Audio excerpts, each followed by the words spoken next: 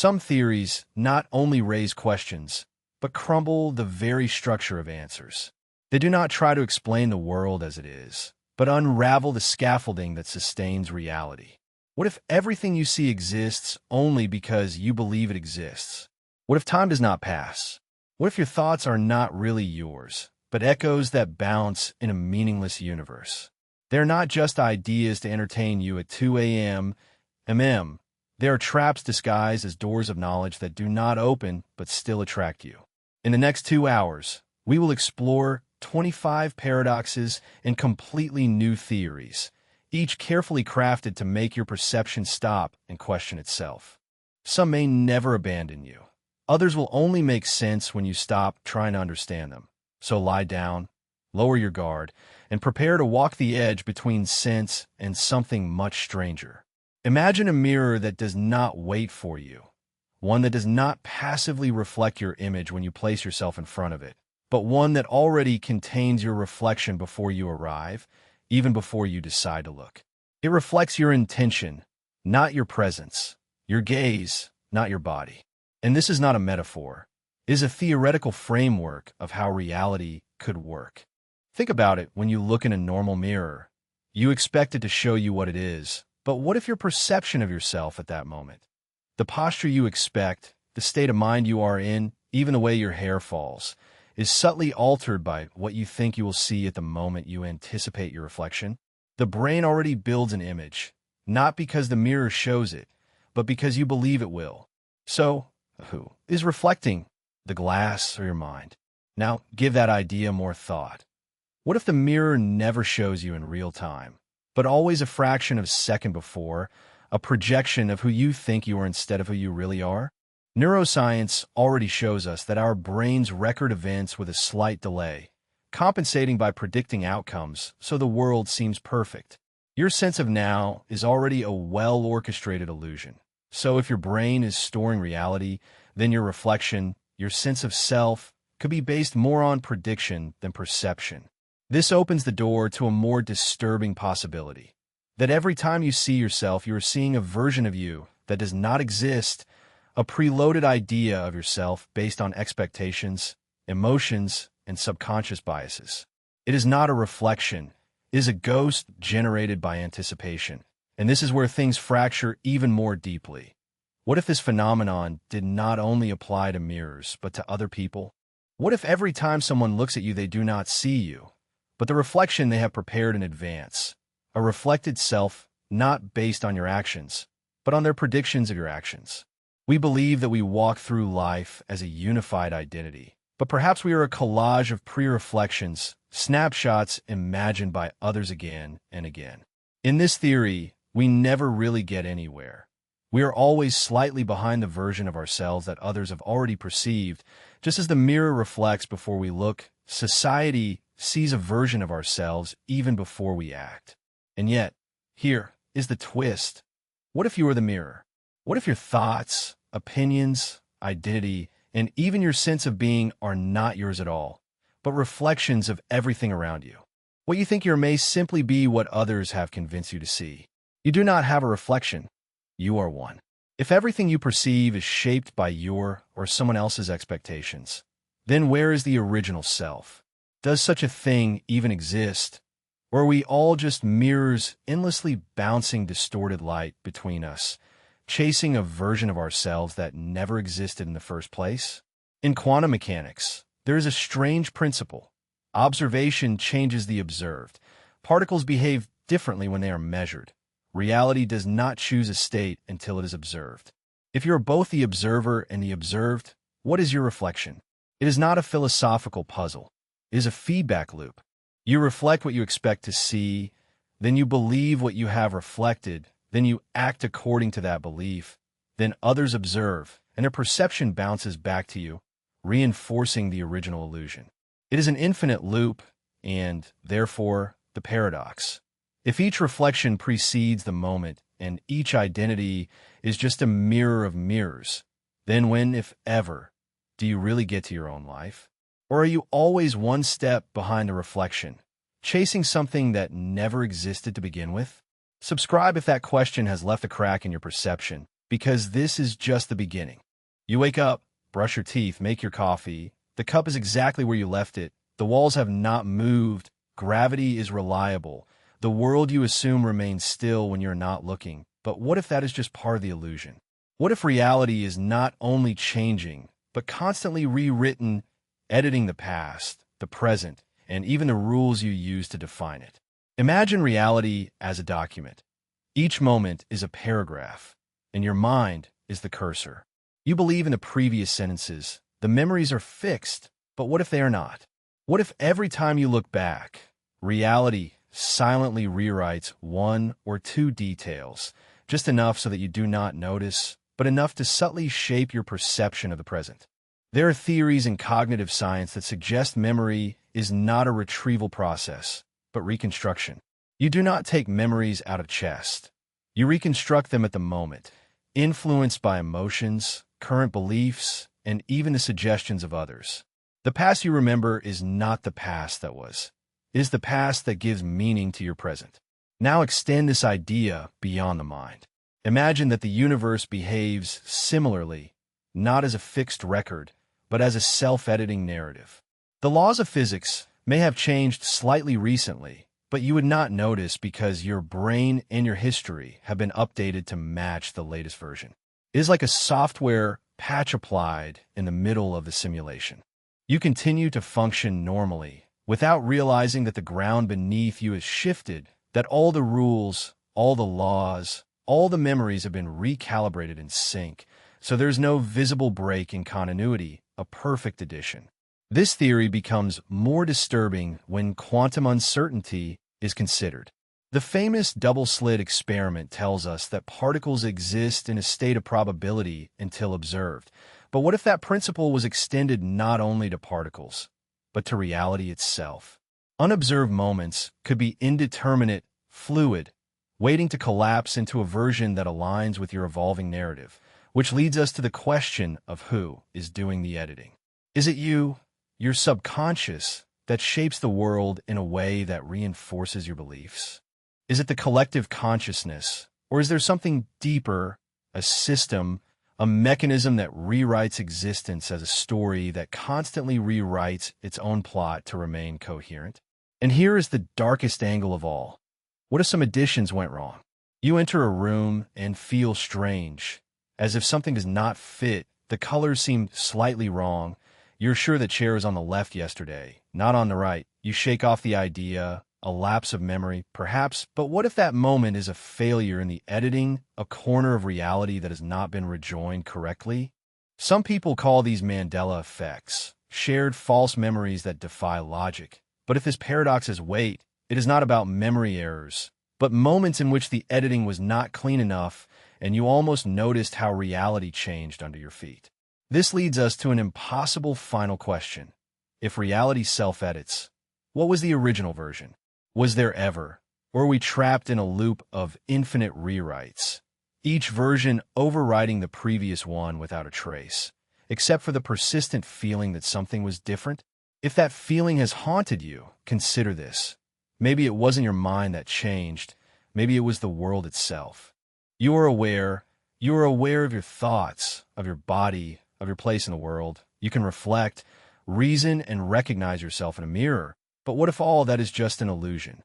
What if what you call self-awareness is just a convincing hallucination, an echo generated by a mind that doesn't really know itself? Think of it this way. A flame doesn't know it's burning. A storm doesn't know it's moving. They simply exist. What if your mind is the same, something that develops but does not observe itself in the way you imagine? The feeling of being aware of being, you could be an ingenious trick that your brain plays on you to make sense of all the noise. Neuroscience already struggles to locate the self within the brain.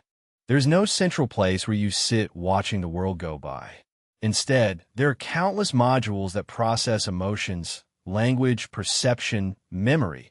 Somehow their output is grouped into what feels like a single continuous flow that joins after the fact, milliseconds at a time. Your sense of being, you could be a post-production effect, like a narrator telling the story after it already happened. Now think about this. If you were truly aware, wouldn't you be able to control your thoughts? However, Thoughts arise uninvited. Emotions flood you without warning. Ideas appear fully formed. You observe them, yes, but you don't consciously create them. They appear and then, as an afterthought, you claim them as your own. This illusion of authorship is both subtle and powerful.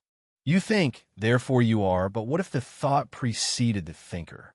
What if the I of your phrase was just a placeholder, an illusion generated to shape an internal narrative that you have never written? Music, the illusion of self-awareness becomes more disturbing when you realize that it is recursive. You are not aware of yourself. You are aware of an idea of yourself, a mental model that is constantly changing based on memory, mood, and the moment. So which version is real? And if none are permanent, can you even say that a real you exists? Let's delve deeper. Imagine you have a perfect clone, identical in everything, even in memories, habits, and preferences. At the moment of duplication, you both believe that you are the real you, but from that moment, your experiences diverge, and so do your identities. If self-awareness is linked to memory and perception, then the illusion of a singular self collapses the moment it is duplicated, which means it was never real to begin with. You may feel that there is a center behind your eyes, a place where you reside, but that is just a sensation, an impression, like a phantom limb. Your sense of self could be something that your brain invokes because it needs a central character to narrate experience. The alternative that there is no real you in the driver's seat is too disorienting, but disorienting doesn't mean false. This paradox is not intended to strip you of your identity, but to question how it formed. If your consciousness is a story that your brain tells, then perhaps true self-awareness is not knowing who you are, but knowing that you don't know. There's a type of silence that is not empty.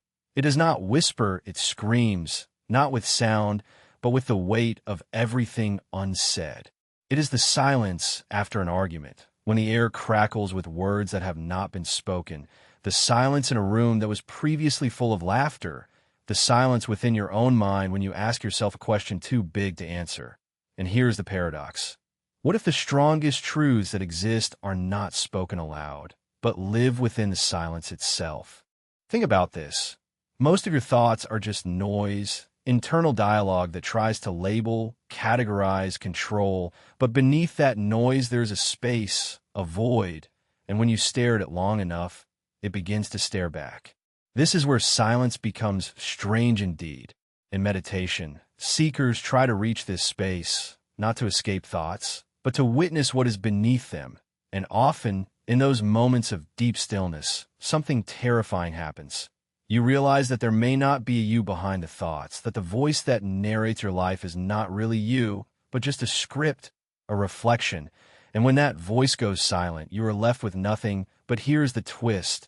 Within that nothingness, you begin to feel everything. Some describe it as unity, others call it God, the void, the source, but language fails because this paradox cannot be described. It can only be experienced. Silence becomes a mirror so pure that every illusion vanishes, and when it does, what remains is not absence, but an overwhelming presence, a truth so vast, so absolute that it cannot be contained in words. And perhaps that is why we fear silence, because silence not only eliminates distractions, it eliminates identity. In the absence of noise, we are forced to face questions that we spend our lives avoiding. Who am I beneath all roles? What remains when I stop acting? What if the person I believe I am is just a voice that can be silenced at any moment? Even in nature, silence is powerful. A forest at night, quiet and undisturbed, feels sacred, but can also be disturbing, as if something were watching. Why? Because silence increases awareness. It brings the unconscious to the surface. In stillness, we hear the hum of the universe, and it does not always reassure. Now think about the silence between people. A friend doesn't answer, a loved one stays silent, a crowd listens without speaking, waiting for something that silence says more than words ever could. It contains emotion, memory, meaning, all without any form. And therein lies the paradox. Silence is the absence of sound, but not of meaning. It can be stronger than any scream, deeper than any speech, more revealing than any confession. In fact, some truths can only exist in silence because the moment you try to describe them, they dissolve like a dream that you cannot retell, like love that cannot be captured in a sentence. Some things are too vast for language, too raw to define them. So here is the question I want to ask you tonight, not only to reflect, but to feel from where are you listening right now? What time is it where you are? And in this moment of shared silence between the words behind the voice, what do you feel? The paradox is that silence seems empty, but it contains the most honest answers. You just have to be still enough so you can hear them.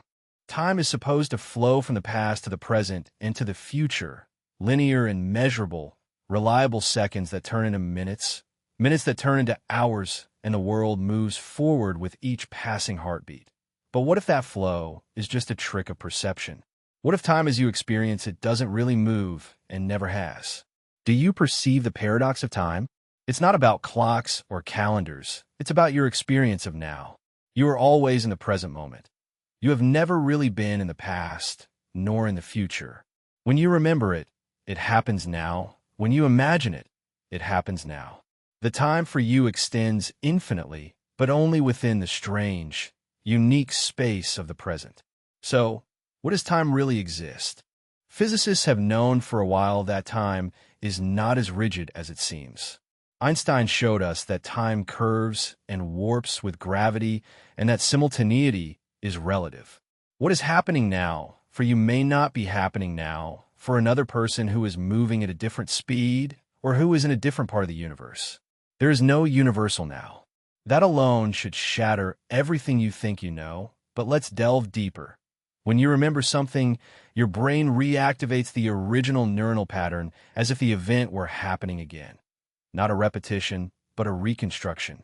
The past is not something you visit. It is something you reconstruct, and the future is a projection, an assumption. The only place where time really exists for you is in your current perception, which means that the past and the future are ghosts, fabrications designed to give context to the eternal present. So, what happens if you eliminate that context? If there is no before and after, what remains? A loop, a fixed point, a kind of psychological free fall in which the mind seeks direction and finds none. This is where the paradox takes hold strongly. The more you try to define time, the more it unravels, because the mere act of observing time requires memory. Without memory, each moment would be new, disconnected, unanchored, and yet, memory itself is unreliable, malleable, emotional, incomplete, so the foundations of your timeline may be built on sand.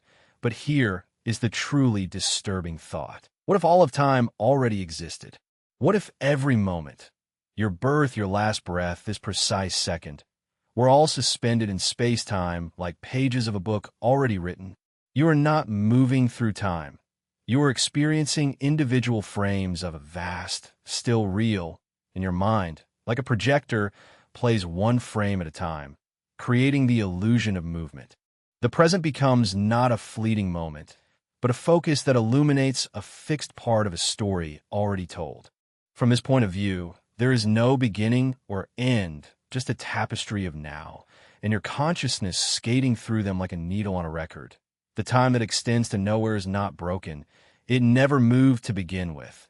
And yet somehow here you are, trapped in the illusion, seeing the hands advance, feeling yourself age, regretting what was, anticipating what could be, all while you remain absolutely still in an eternal now. So the next time you look at the clock, ask yourself if time is really moving forward, or are you just remembering that you used to be sitting silently with your eyes closed, without distractions, without noise, just you, and then a thought appears, maybe a memory, the lyrics of a song, an embarrassing moment from 10 years ago. You didn't ask for it. You didn't invoke it.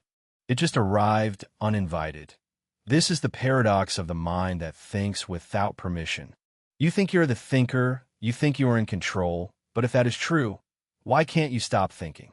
Why can't you decide when the thoughts will arrive, what they will say, or how long they will stay? The mind is a machine that constantly generates, filters, and reprocesses. It takes everything sensory, the internal chatter, the feelings, and spits out a torrent of consciousness, But here's the twist. Most of that torrent is noise, static. It repeats in a loop and hijacks your attention with anxieties and impulses and convinces you that you're the one behind it.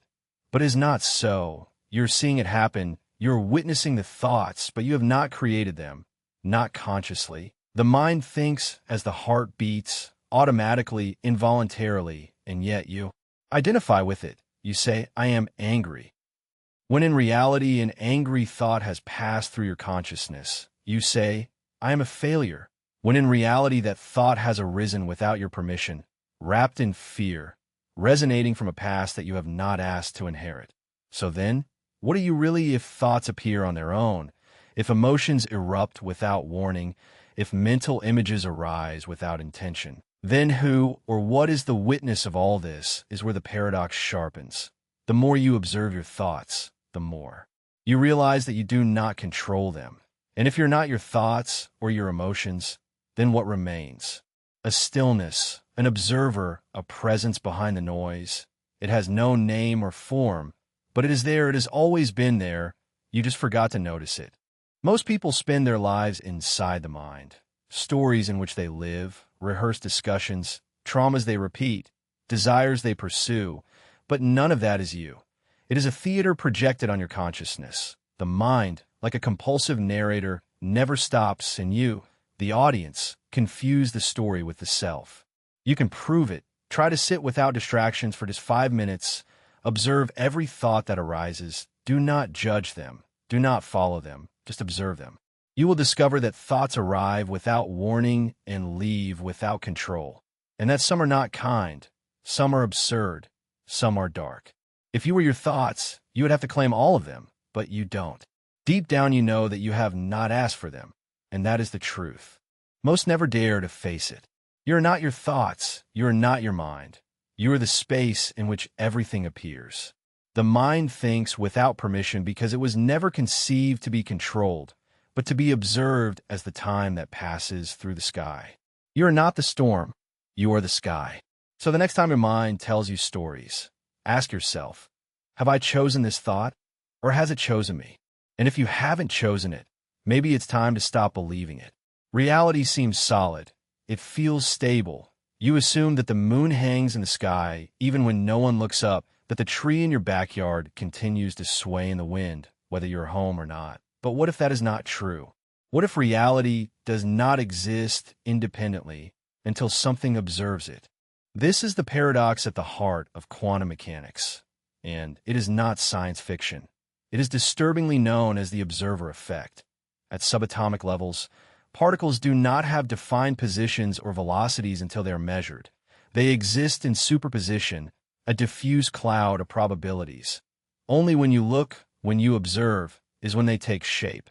So let's delve deeper. If an electron does not have a defined state until it is observed, what was it before you looked, and more? Importantly, if no one had ever looked at it, would it have had any state? Now expand that idea. Apply it not only to particles, but to everything. What if chairs, trees, planets, and even people only seemed real because something somewhere is watching them? It is a terrifying implication because it means that your presence is not only passive, it could be fundamental.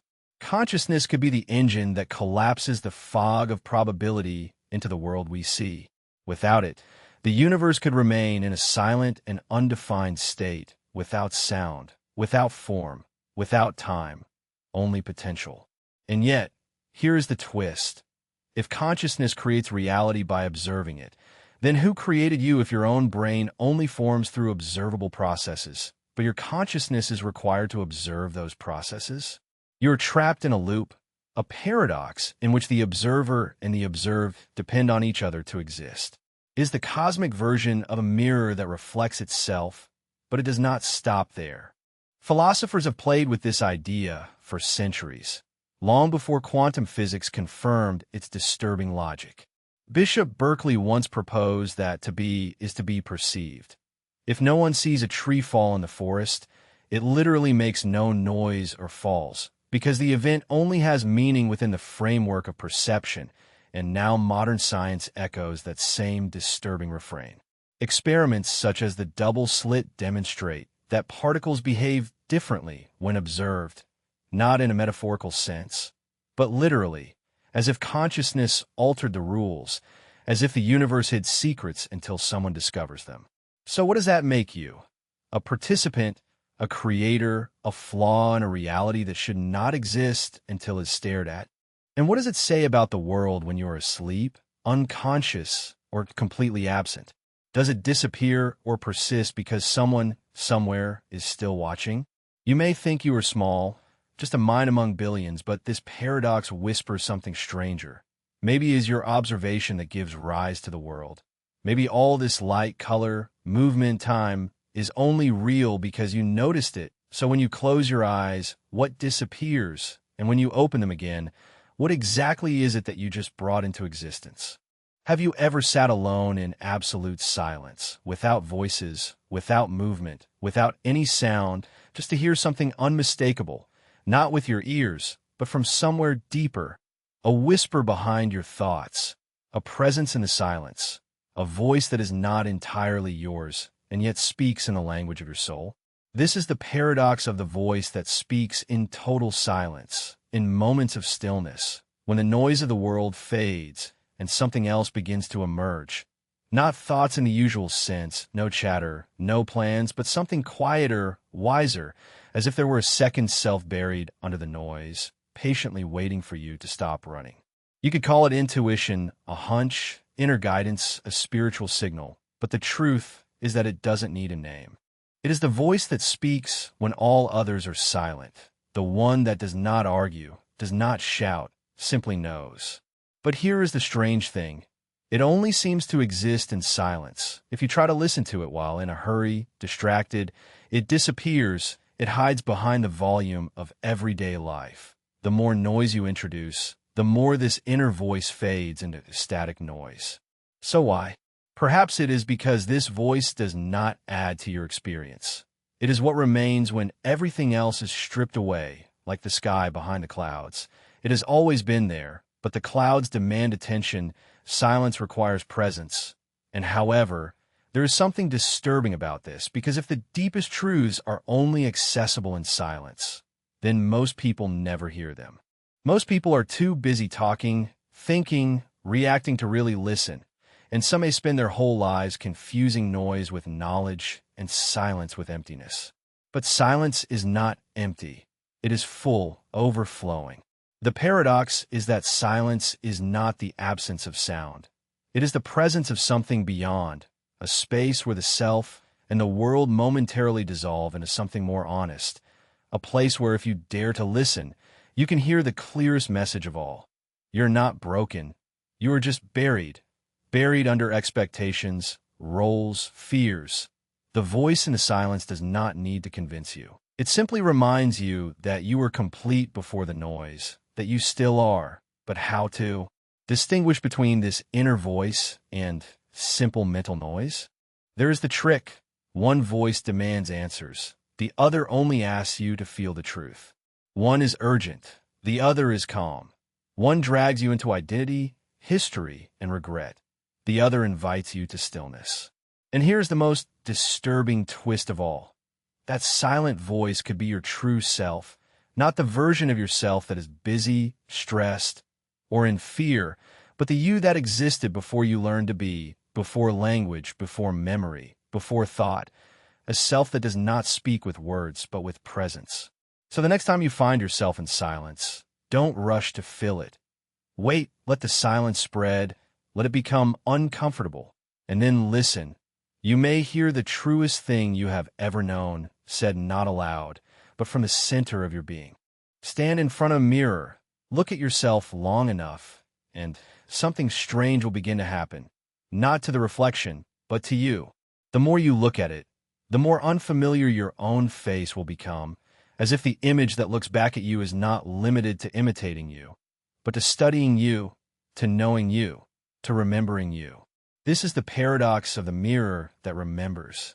On the surface, a mirror seems harmless, just a passive surface that reflects light, but beneath that simplicity hides something much more disturbing. Because when you stare at your reflection, you not only see yourself, but you witness an illusion of permanence. The person in the mirror seems stable, coherent. You recognize the shape of your nose, the texture of your skin, the angle of your expression, and yet the self you see has changed countless times. You have grown, you have aged, cells have died, new ones have formed, your thoughts, beliefs, memories, none of them are static. So what exactly does the mirror remember? Here is the twist. Your reflection not only reflects what you are, but clings to what you were, remembers the person you're trying to be, the roles you play, the mask you wear, and by doing so, it traps you in the story you have told yourself about who you are.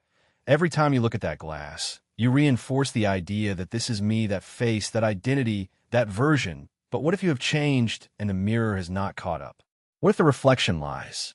There's a disturbing phenomenon known as the strange face illusion.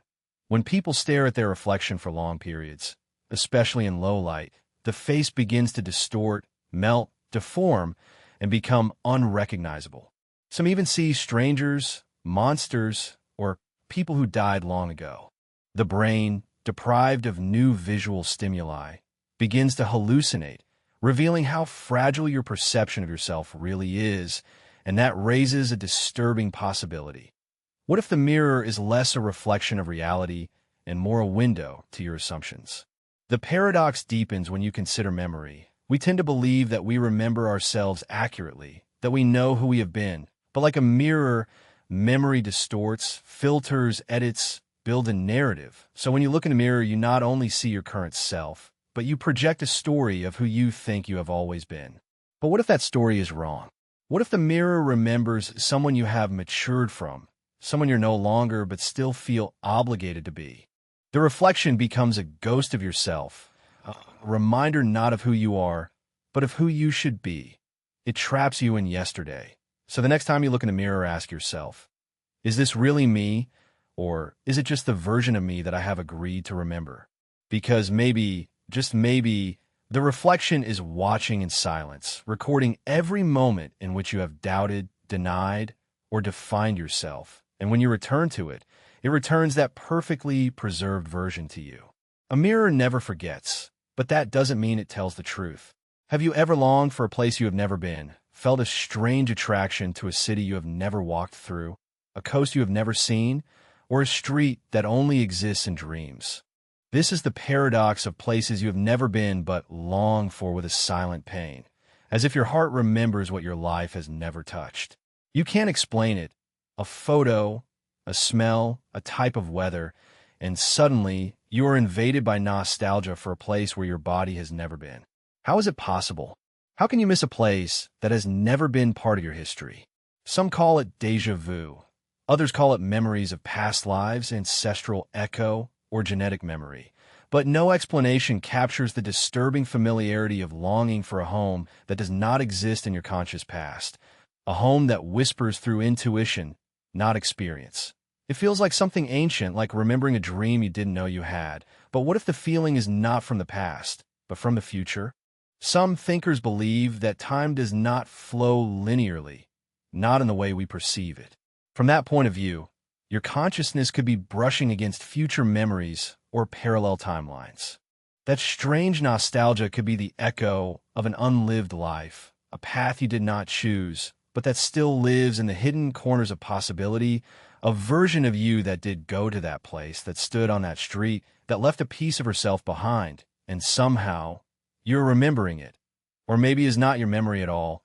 Maybe we inherit emotional landscapes. Maybe your longing is not yours, but your grandmother's or someone else in your lineage who was once in that same place and felt something unforgettable. And now that pain has been transmitted to you, not with words, but with feelings. But here is the deepest paradox.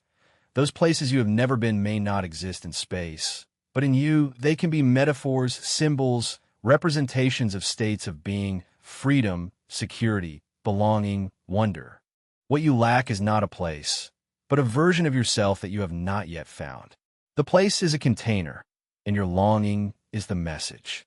Even so, it does not stop the feeling, the strange and intimate pain of missing a city at sunset or the balcony of an apartment somewhere abroad or a train that you never got on. But you feel that you once sat on it looking at a window covered by the rain is like the pain for something you never had but pain after all. And this is what makes it so disturbing. You will never really be able to return to what you never left. You can seek to travel, explore endlessly, and never find the exact moment that your soul seems to remember. So what do you do with that kind of longing? Maybe you don't chase it. Maybe you let it become a silent companion.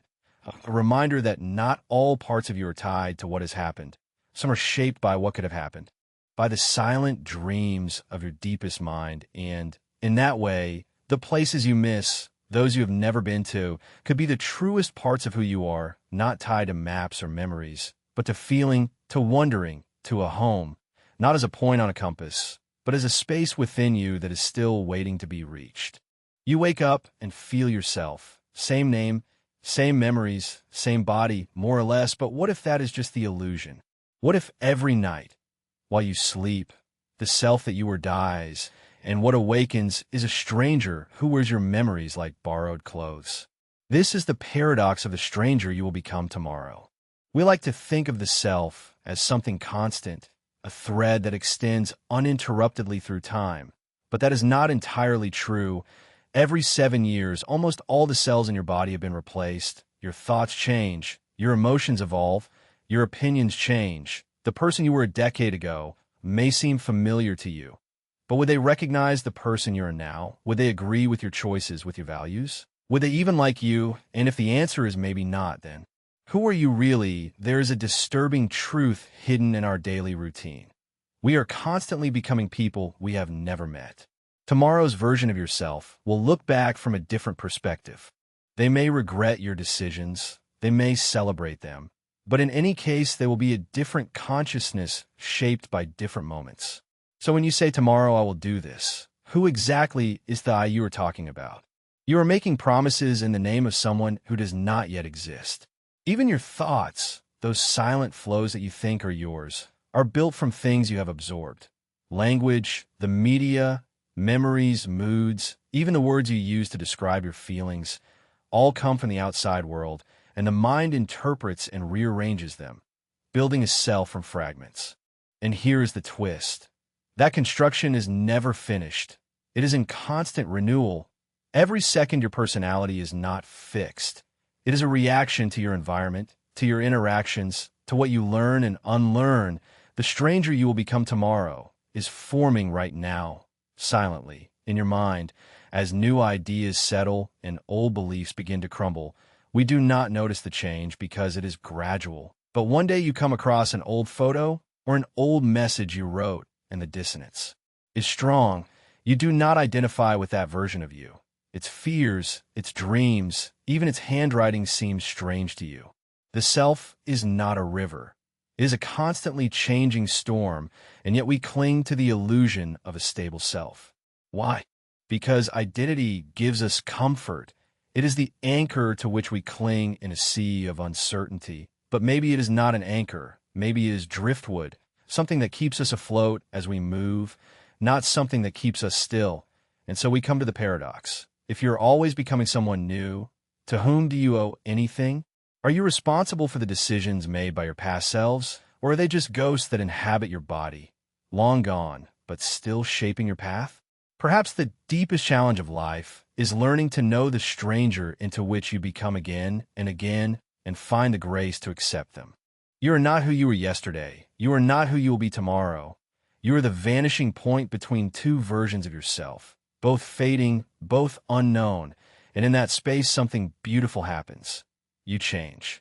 Imagine leaving a room, your bedroom, an office, an old childhood space, and as the door closes behind you, something impossible begins to happen. The room expands. Its walls stretch. The ceilings rise. The corners fold into new dimensions. The space becomes something bigger, stranger, more infinite than when you were inside, and you will never see how it happens. This is the paradox of the room that grows when you leave it. At first it sounds like fantasy, but think about it metaphorically. Places change when we're not in them, not physically, but in meaning, in memory, in mystery. Absence does not shrink a place, it enlarges it. The longer you're away from a room, the more symbolic it becomes. It becomes something more than four walls. It becomes a container of who you used to be and perhaps of who you still are. When no one is watching, The room becomes haunted, not by ghosts, but by time. Think of your childhood room, not as it was, but as you remember in your mind. It is vivid, magical, tragic, safe. That room has grown. It is now bigger than when you lived in it, because now it is not just space, it is history. Interestingly, this also happens with people. The further you get away from someone, an old friend, a lover, even a stranger with whom you once crossed paths in the hallway, the more space they occupy in your mind. Their presence grows in absence, like the room. They become something infinite, unattainable, mythical. The paradox is this. When you're in a room, you are too close to see its full shape. You only see what the moment allows you. But once you leave, memory begins to fill in the gaps, coloring it with emotions, dreams, distortions, and suddenly, the room becomes something completely different, something more. Is it still the same place, or is it now a completely different world that only you can access through your memory? Even science touches on the strangeness. Quantum physics suggests that observation collapses possibility into a fixed reality. When you are present, a room is one thing, but when you leave, when it is no longer observed, does it return to being pure potential? An unobserved room could be larger than we can imagine, not spatially, but symbolically, and yet you will never see it grow. You cannot, because seeing it would collapse it back into what it was. So what does that say about our lives? Maybe we are always living in shrinking rooms. Maybe meaning only truly flourishes when we walk away, when we reflect, when we remember, when we let go of something, and by letting it go, it expands into something much richer than it was while we clung to it. Your favorite coffee shop after moving, the house of a friend you have not spoken to in years, even an empty hallway you used to walk through daily. These places have grown. Now they have entire universes folded inside, and you carry those universes within you. But here's the tragedy. The room only grows for you when you're not inside, and the moment you return, the magic collapses. It becomes just a room again, smaller, real, finite. Maybe that is why it is better to leave some doors closed. Because some spaces are destined to grow only in our absence. They give you a map on it. There are roads, cities, forests, all your world aligns are. Clean, the borders precise, and everything seems to have its place. But when you start moving through it, something disturbing happens. The map changes, paths that previously existed disappear, new ones are formed, the landmarks shift, twist, and dissolve into new meanings. Each step you take, you rewrite the territory itself. This is the paradox of the map that rewrites itself. We long for maps, not just of places, but of life. We draw them early. Expectations, plans, identities. We say, this is what I am, this is what I will do, this is how the world works. These internal maps become our guide. But as we begin to live, to truly live, we discover that reality does not follow our diagrams. The terrain is wild. Our maps are guesses, not guarantees. But here is the trap. We continue to trust them. We confuse the map with the territory, the plan with the experience. But no matter how much we study, no matter how careful we are in drawing the map, life has a way of moving the rules of the game. The moment you think you understand it, it changes, and it is not only the world that changes, you also change. The person who started the journey is not the one who will finish it. Your priorities, your dreams, even your perception of the landscape evolve with each experience. So the path you thought you wanted at May 20th lose all its meaning at 30. The map becomes obsolete the moment you take the first step. What is more, we often create maps based on inherited knowledge, culture, and education. But those are not our maps. They are templates, and following someone else's path can lead you to a life that does not feel like your own. One day, you wake up in a place that looks nothing like the dream you thought you were pursuing. So what do we do? Do we adapt? Do we redraw ourselves, realize that perhaps the map is destined to be rewritten? In ancient times, maps had edges labeled with the words, "Here there are dragons." It was a way of recognizing the mystery, the unknown, a silent admission that the map had limits, that some things could not be traced. Perhaps that is where real life begins, on the map's edge, in the places that no one dared to draw. The paradox becomes evident. You need a map to start the journey, but once you start it, the map is no longer true, and yet you must still walk. you must still choose, even if the path keeps changing. Perhaps that is the point. Perhaps life was never about reaching a destination, but about how bravely you walk through a world that never stops changing under your feet, a world that refuses to be defined, a world that asks you to keep rewriting your understanding, your expectations, yourself. So take your map, but don't be afraid to break it when the road demands it, because the journey was never about the map. It was always about learning to move through the unknown with curiosity, humility, and the quiet strength to keep moving forward even when the road you're going on did not exist a moment ago. Imagine this: you have a word in your mind, just one. Let's say it is a simple word like tree. Now look at that word. Really look at it, the letters, the shape, the sound it makes in your mind. And then something strange happens. The word begins to lose its meaning. It becomes a mixture of sounds, a series of meaningless letters joined together. And you can't help but wonder if it ever had any meaning. The more you repeat it, the less familiar it becomes. The more you think about it, the farther away it seems to be. This is the paradox of the word that erases its own meaning. Language is our bridge to the world. It gives us the ability to understand, to communicate, to make sense of the chaos of existence. However, each word is fragile. It is based on an assumption that we all agree on its meaning, that when I say tree, you know exactly what I mean, but what if that meaning is not as stable as we think? What if, over time, the very concept that a word refers to, its essence, begins to crumble? Think about how quickly words evolve. Cool used to refer to temperature, but today it refers to something elegant or admirable. It was literally used to mean exactly what is said, but now it is often used to emphasize hyperbole, as in "I died of laughter," which changes the meaning, bends, and even breaks the words we use often. They do not represent a solid truth, but an agreed interpretation, which is, in many ways, temporary. Now let's go one step further. What if the more you think about a word, the more you question it, the more you lose its original meaning? This happens when you become so obsessed with something that it becomes abstract and strange. You have all experienced it. You say a word over and over until it sounds like a series of noises instead of a meaningful unit of language. The word tree no longer evokes the image of a tree, but becomes a collection of sounds totally disconnected from its original meaning. This is the paradox in action. The more you focus on a word, the more it begins to lose connection with the concept it is supposed to represent. The word cannot avoid undoing itself when trying to define and understand it. You make it less understandable. It's like trying to hold on to a thought as it escapes. The more you grab it, the more it moves away from your reach. Now let's move away a little. This paradox does not only apply to individual words, but to how all language works. Language is based on the premise that signs, words, represent things, objects, ideas, emotions, but as soon as you start breaking this connection, things get complicated. The word tree does not capture the experience of being under a tree. It does not smell of pine.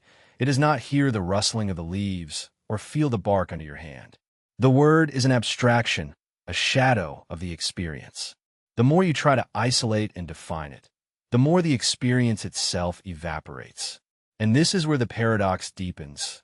In the attempt to make sense of the world, we use words, but those same words often fail us. The more we focus on dissecting the meaning of a word, the more we lose the essence of what it is trying to convey. It's like trying to hold water in your hands. The more we squeeze, the faster it escapes us. Is this a defect of language, or is it a reflection of the human condition? Perhaps it is a reminder that meaning is elusive. We cannot fully understand or capture reality in clear and orderly definitions. Every time we try to articulate an idea or a feeling, it slips through our fingers. The word we use to define an experience never fully encompasses that experience itself. Language is, in many ways, a substitute for the inexpressible. This leads us to the fundamental question. If words cannot fully convey meaning, how can we really know something if language itself is a system that slowly erodes the meanings that it tries to preserve? Will we ever be able to understand the world with certainty? Are we doomed to live in a fog of changing definitions, each word an attempt to capture something that we can never really understand? Perhaps the answer is not in trying to define the world, but in accepting its fluidity. The paradox invites us to recognize that the meaning of things is always in constant change. Perhaps we do not need to cling so much to words, but let them float, knowing that their meaning will change with time, experience, and context. Language is both our tool and our limitation, always pointing towards something that is beyond our reach. So the next time you say a word over and over and it starts to lose its meaning, don't fight it. Let it dissolve, because at that moment you might be seeing the world as it really is, a place where meaning is always changing, always out of our reach, and always worth exploring. There are moments in life that escape through the cracks of memory, moments so brief, so fleeting, that they're barely registered as experiences, but even in their silent passage they are significant. They shape us, they influence us without us ever being aware of them, and therein lies the paradox. The moments that most define us are often those that we will never remember. Imagine a day, an apparently normal day, full of 1,000 small moments, a look exchanged with a stranger, a word said in passing, the sensation of your feet touching the ground as you walk down a familiar street. You pass through these moments without being aware of their impact, without knowing that they are silently uniting the fabric of your life. But when you look back, you cannot remember them. They are gone, fading into the void of forgotten time. The paradox is this: the most profound moments are often those that will never be remembered, the memories that remain with us. The milestones, the great events, are those that occupy a prominent place in our mind. We can evoke them at will, revisit them, analyze them, but the quiet moments, those that seem insignificant at that moment, are the ones that make us who we are, even if we can never hold on to them. Think about this. You meet someone for the first time, shake their hand, exchange some kind words, and then separate. At that moment, it seems trivial. But years later, you may realize that that brief interaction set in motion a chain of events that altered the course of your life. Perhaps that handshake was the beginning of a relationship that changed you, or perhaps that moment triggered an idea that took you down a path you had never foreseen. But at that moment, you cannot remember anything special about it. You cannot remember the words that were said, the expression on the person's face, or the way the air felt around you. The moment itself is lost in time. This leads us to the core of the paradox. How can something so small, so easily forgettable, have such a profound effect on our lives? We often think that the important moments are those that we can remember, those that leave a mark on our mind. But in reality, they're the moments that escape our awareness, those that go unnoticed, those that weave the tapestry of our existence. The very nature of life is such that we can never fully understand the importance of the present moment. We are always moving forward, always leaving behind a trail of forgotten experiences that, in their silence, shape who we are. What do these forgotten moments possess that gives them so much power? Perhaps it is the pure unpredictability of life. We never know which moment will be the one that changes us. A casual conversation with a friend, a moment of reflection in the corner of a room, or the decision to take a different route home. These are the moments that we can never fully appreciate at the moment, but have the potential to transform us in ways that we cannot understand. In a sense, life is a constant flow of these forgotten moments. Every minute, every hour, every day we are surrounded by experiences that we will never consciously remember, but that accumulate and shape our thoughts, our decisions, our desires, and our fears. The paradox lies in the fact that these moments, although forgotten, are the very fabric of our existence. They're the silent architects of our future self, building a reality that we can never trace back to its origin. So, why do we cling to the moments that we can remember? Why do we give so much value to the experiences that capture our minds when, in reality, it is the forgotten ones that form the foundations of our lives? Perhaps it is because we seek control. We want to be able to look back on our lives and say, I did this, I made this happen. We want to have a narrative, a story with a clear beginning and end, but life does not work like that. The moments that truly define us are often those that are lost in time, that escape before we realize their importance. In a way, the paradox teaches us a profound truth about the nature of experience.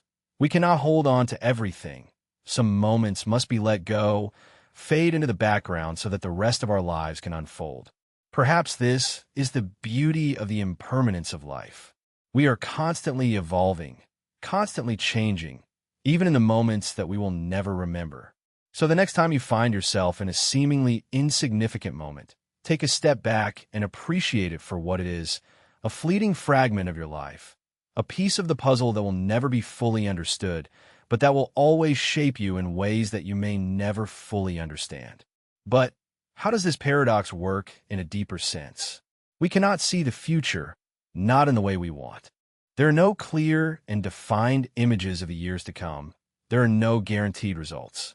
However, the paradox suggests that our future is embedded in our present as a seed waiting to germinate.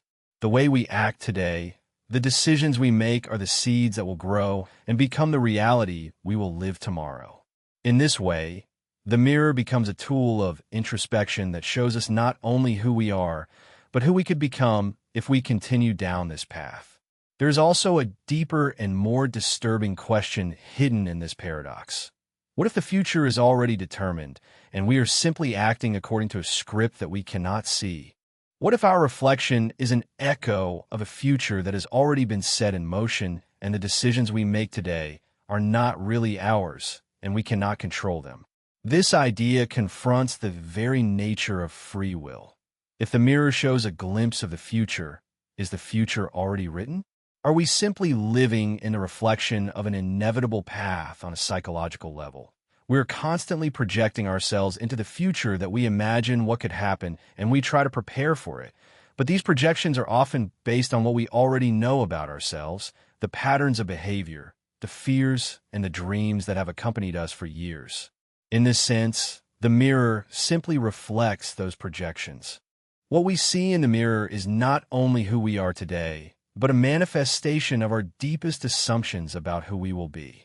This paradox forces us to confront the uncertainty of the future, while recognizing that it may be reflected in the decisions we make today. The person you see now in the mirror is a sketch of who you can become, shaped by both your past and your present. Each look at your reflection is a reminder that the future is not an abstract and distant event, but is unfolding right now, in the present, in the decisions you make, and in the person you decide to become. So the next time you look in a mirror, take a moment to ask yourself if you are only seeing who you are now, or if you are glimpsing the future, a reflection of the person you are becoming without even realizing it. Imagine you're standing in front of a mirror. You look at yourself, and your reflection looks back at you unchanged. It is a simple moment, but what if I told you that that reflection is not just a mirror of who you are right now? What if in some strange way the mirror could show you not only the present, but also your future? This is the paradox of the mirror that reflects the future. We often think of mirrors as tools that only reflect the present moment. They capture the version of ourselves that is in front, frozen in time. But what if there was something more to this reflective surface than meets the eye?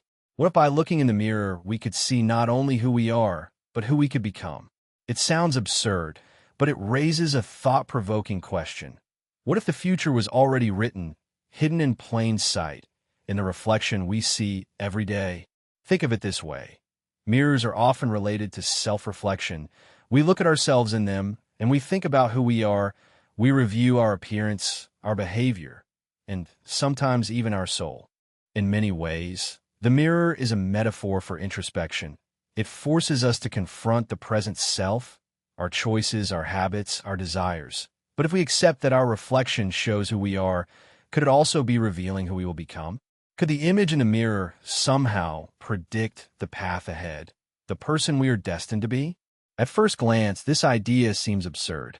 The mirror is just a piece of glass that reflects light and has no magical power to see the future. It simply reflects the here and now. But here is where the paradox comes into play.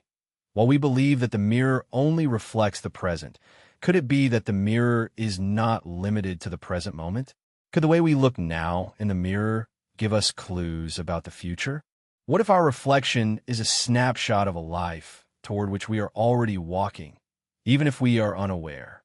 Take a moment to reflect on your habits, The seemingly insignificant actions that you perform each day, the way you choose to spend your time, the relationships you cultivate, and the thoughts that run through your head. These moments, these choices, often go unnoticed as we run through life. But in those moments of tranquility, the reflection in the mirror is forming the path that will lead you to the person you're becoming, is shaping your future, just as your past shaped who you are now. And so, in a sense, the mirror not only shows who you are in the present, but hints at who you can become. The lines on your face may not only reveal the years you have lived, but the experiences you have yet to live. The expression in your eyes can tell a story of things you have not yet discovered about yourself. Even the posture you adopt, the way you stand or sit, could be an indicator of the future in which, unknowingly, you are becoming. Imagine for a moment that you have acquired all the knowledge of the world, that you know everything, every fact, every truth, every answer to all the questions that have been asked, from the mysteries of the universe to the deepest complexities of human nature. There is nothing left for you to learn. You are a walking encyclopedia, a source of absolute and unquestionable knowledge. In your mind, there are no gaps or uncertainty or void of understanding. Everything is clear, complete. You are the epitome of wisdom. Now, here's the paradox. The more knowledge you acquire, the more you realize that you know nothing at all. The more you learn, the more you discover the infinity of what you do not know. It is a cyclical trap. Each answer you find leads to more questions, and each discovery opens the door to even greater mysteries. In your eagerness to reach complete knowledge, you only deepen the awareness of your own ignorance. This paradox is based on the very nature of knowledge. The more we learn, the more we face the fact that our understanding is always incomplete.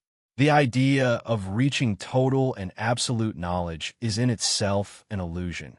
No matter how much information is collected, there will always be something beyond your reach, some truth that remains out of your reach. Take a moment to reflect on the immensity of the universe.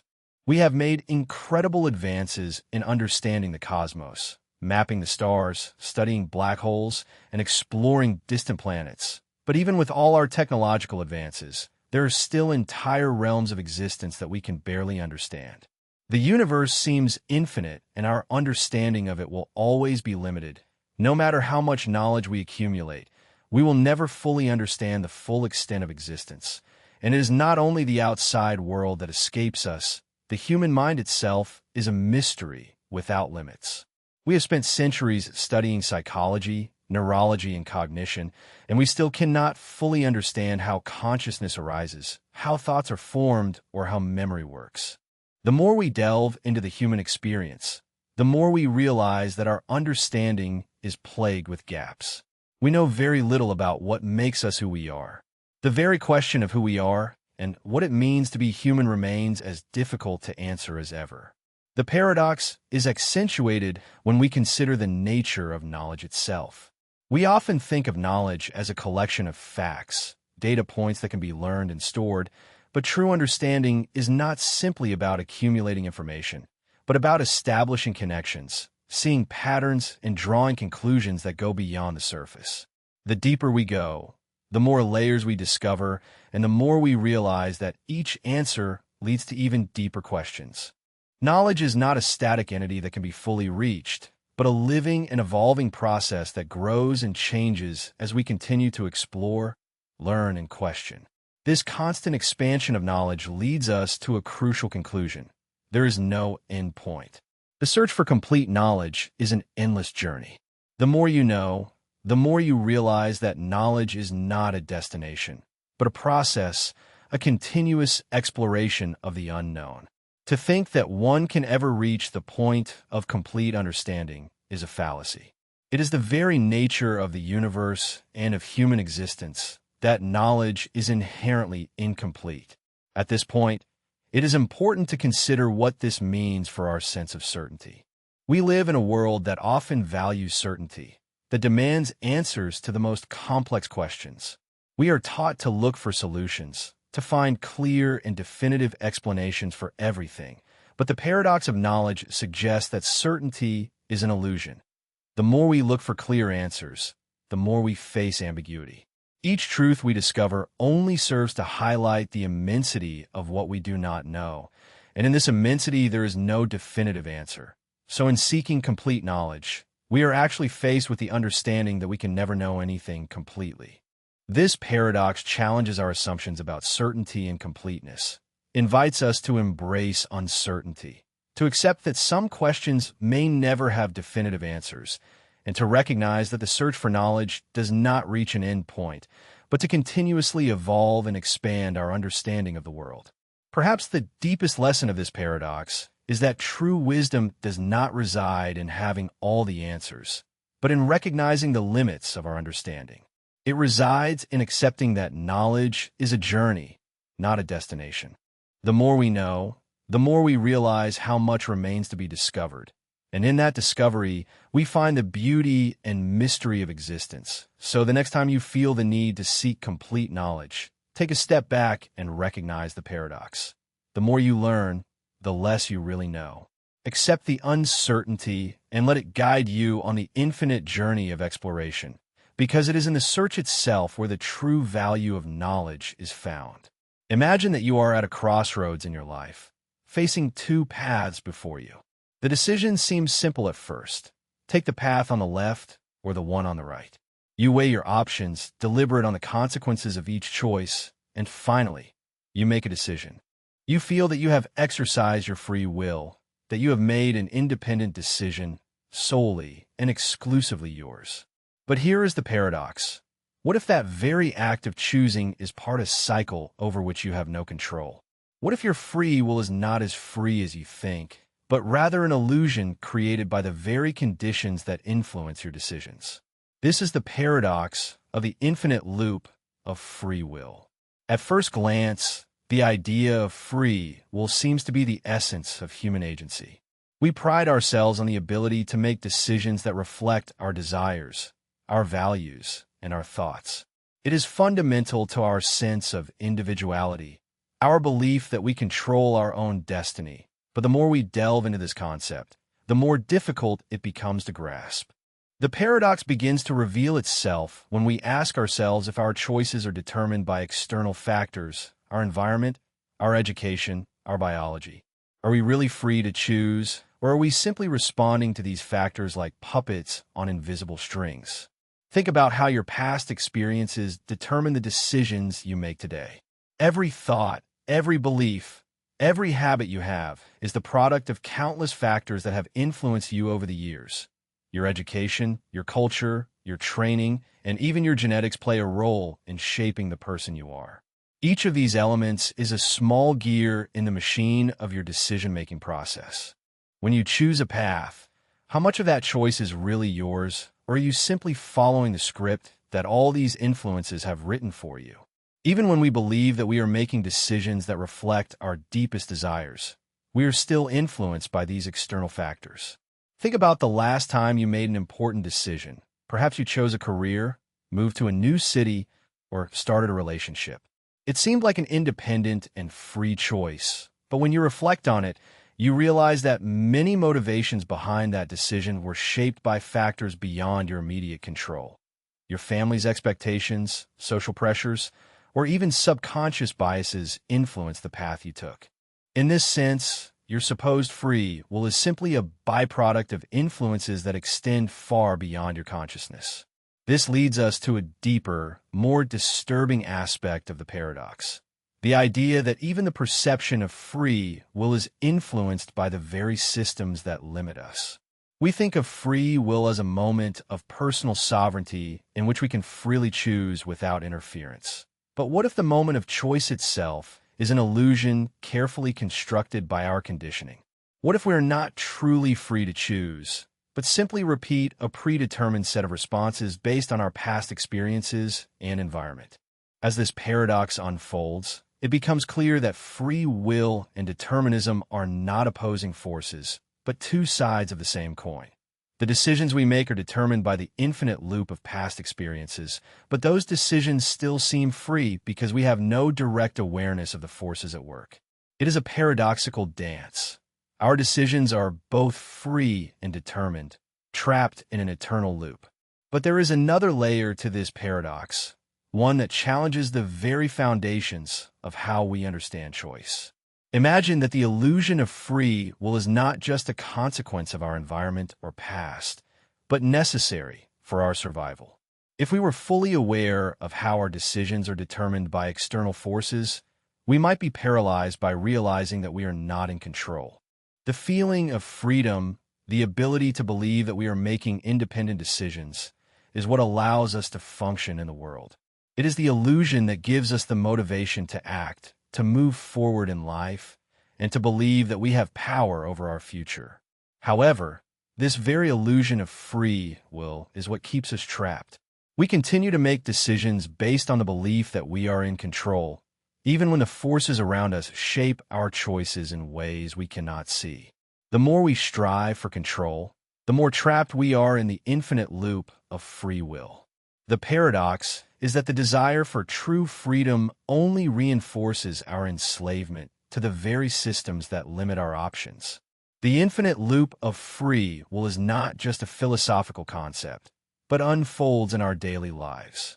We spend our lives making decisions, believing that we are the masters of our destiny, unaware of the invisible forces that shape our thoughts and actions. Every choice we make feels like a moment of self-determination, but it is always linked to the web of past experiences, conditioning, and external influences. The paradox also challenges the very nature of responsibility. If our choices are influenced by factors beyond our control, to what extent are we responsible for the decisions we make? Are we really responsible for our actions, or are we simply responding to the circumstances of our lives? This question does not have an easy answer, but it forces us to confront the complexity of human freedom and the limits of our understanding. In the end, the paradox of the infinite loop of free will leaves us with an uncomfortable but profound realization. True freedom may not lie in the ability to make independent decisions, but in the awareness that our decisions are shaped by forces beyond our control. Accepting this reality does not mean giving up our ability to act, but recognizing the interaction between freedom and determinism. It is a delicate balance that calls us to live consciously in the tension between both, understanding that we are free and limited by the decisions we make. So, as you move through life, ask yourself how free you really are, how much of your sense of freedom is an illusion, and how much is shaped by the world around you.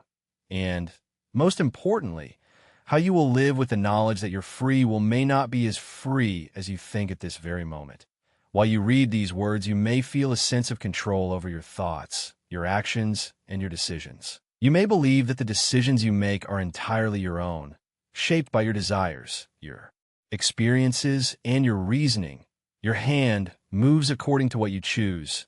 Your eyes scan the text according to your will, and your mind processes these words as a deliberate act of conscious control. But here is the paradox. What if the illusion of control were the only thing that prevents us from understanding how little we really control? What if the very feeling of being in charge of our lives, of making free and independent decisions, were nothing more than a trick our mind plays on us to protect us from a deeper, more disturbing truth? The paradox of control lies in this very question. The more you believe you control your life, the more you realize that the control you think you have is an illusion created by your subconscious, your environment, and the countless invisible forces that shape your existence. Take a moment and think about the aspects of your life that you think you control: your career, your relationships, your health, your financial stability. Each of these may seem to be the result of your choices, your actions, and your effort. Perhaps you think that you are the one at the helm, the one making the decisions that shape your destiny. But the reality is that many of these aspects of your life are influenced by forces that go far beyond your conscious understanding. For example, consider your career path. Surely you have made decisions to dedicate yourself to a specific field, study a certain subject, or apply for a specific job. You may feel that you have shaped your own career path with your own hands, but if you look closely, you will see the invisible threads at play: the economic trends, educational opportunities, and even luck or chance that have pushed you in one direction rather than another. The economy can change. The labor market can transform, and opportunities can open or close depending on factors beyond your control. Did you really decide the path you followed, or were you pushed by forces beyond your control? Similarly, think about your relationships. The people you interact with their personalities, their moods, their beliefs, are influenced by complex factors such as education, social environment, and personal history. Your interactions are also shaped by your own background, emotional state, and biases. When you interact with others, it may seem that you are in control, directing the conversation or deciding the course of the relationship. But what if your sense of control in these interactions is more of an illusion than a reality? What if you are simply reacting to the dynamics of the moment, influenced by subconscious forces and patterns of behavior over which you have little control? Even your health, something as deeply personal as the state of your body, is influenced by a variety of factors that you may not be able to fully control. Genetics, environmental conditions, lifestyle choices, and even the simple act of luck or fate can have a significant impact on your well-being. You can make conscious decisions to eat well, exercise, and avoid harmful habits, but there are still elements beyond your influence. Diseases that can appear without warning, accidents that can alter the course of your life, and conditions that may be written in your own DNA. You can try to maintain control over your health, but ultimately there are aspects beyond your control. The paradox of control is accentuated when you consider how much of our behavior is governed by unconscious forces. Our minds are full of biases, conditioned responses, and habitual patterns that shape our decisions without us realizing it. You may think you are making rational decisions, but in reality, much of what you do is influenced by deeply ingrained patterns of thought and behavior. For example, the way you react to stress, your emotional responses to certain situations, and even your preferences may be the result of conditioning that occurred long before you were aware of it. In this sense, your sensation of control over your actions can be more of a psychological defense mechanism that allows you to believe that you are in command when, in reality, your decisions are guided by forces that you cannot see. Now, think about the larger systems at play in the world, from politics to the economy and cultural trends. There are vast, intricate networks of influence that shape your choices and opportunities in ways that you cannot control.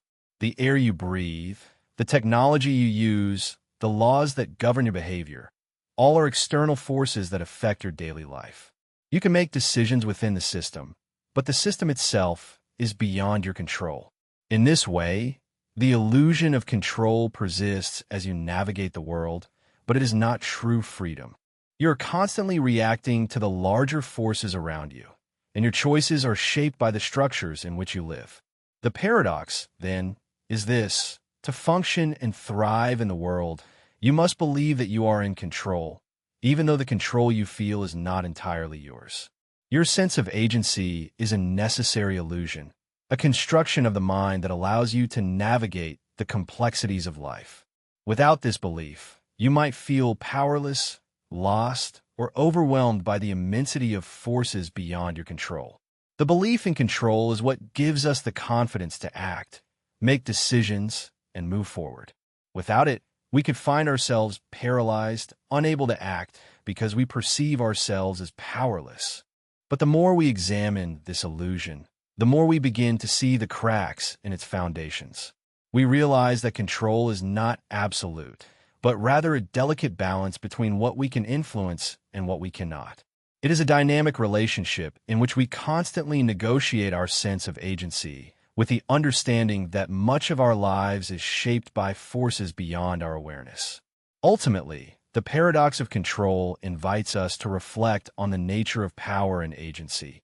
We are not completely free, nor are we completely powerless.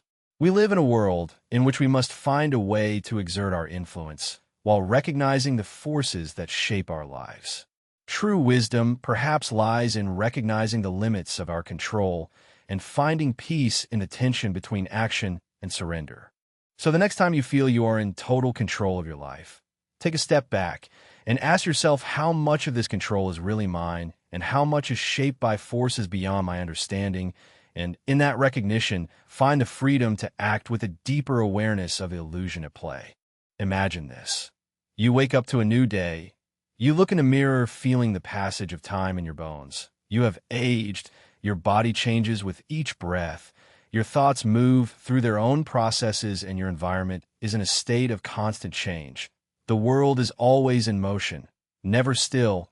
New information arrives, new events unfold, and even the universe itself continues to expand in ways that we cannot fully understand. But in the midst of this change, there is an undeniable feeling that certain things in life remain unchanged.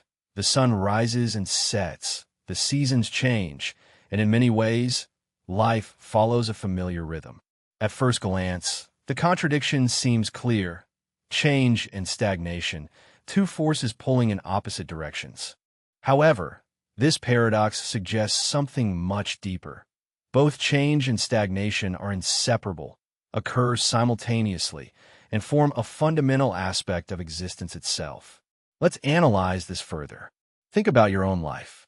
Perhaps you feel different today than you did a year ago. You have lived new experiences, you have learned new things, and perhaps you have even changed your beliefs, your goals, and your perspective. Change is an inevitable part of existence. It is the thread that runs through everything, constantly undoing and redoing the fabric of your life. From a biological perspective, your cells are constantly renewing themselves. Your brain is constantly remodeling itself through experiences and memories, and the world around you is in continuous evolution. However, even as all these changes occur, there is a fundamental sense of continuity. You are still, in a way, the same person. Your name is not changed. The fundamental essence of who you are still exists. Your habits, your core personality, the traits that define you to the world have not completely disappeared or transformed into something unrecognizable. In a way, you are still tied to your past self, even as your future self takes shape. This constant sense of continuity is what makes the present moment feel real. It is the part of you that is never completely swept away by the tides of time. The paradox then lies in the simultaneous existence of these two dynamics, change and stagnation. On the one hand, you are constantly evolving and moving forward. On the other hand, the mere fact of existing in the present remains rooted in something fixed. This duality leads us to a deep understanding. Without stagnation, change could not be recognized. The very notion of change is based on the existence of something that remains constant, some foundation on which the transformation takes place. It is the stillness of the ground beneath our feet that allows us to see and experience movement in the universe. This paradox is even more striking in the universe, which is constantly expanding, evolving, and creating new stars, galaxies, and phenomena that we may never fully understand. The cosmic dance continues, an eternal cycle of birth, destruction, and rebirth. However, on a cosmic scale, certain laws of nature remain unchanged. The laws of physics, gravity, time, and space. These principles act as the basis on which all this change occurs, and without them, the universe would be unrecognizable. Even when galaxies are born and die, there's an immutable framework that binds the entire cosmos, like the invisible threads that connect a vast and complex tapestry. This same paradox can be applied to the world of human history. The events of the past have shaped who we are today. From the dawn of civilization to the present moment, humanity has evolved through revolutions, discoveries, and crises that have changed the course of our development. However, despite the dramatic changes in technology, society, and culture, the fundamental nature of humanity has remained largely the same. We continue to grapple with questions about existence, purpose, morality, and connection, questions that have been raised since the earliest days of human thought. Our capacity to love, fear, hope, and despair has remained constant throughout time. The most intriguing thing about this paradox is the way it influences our perception of time.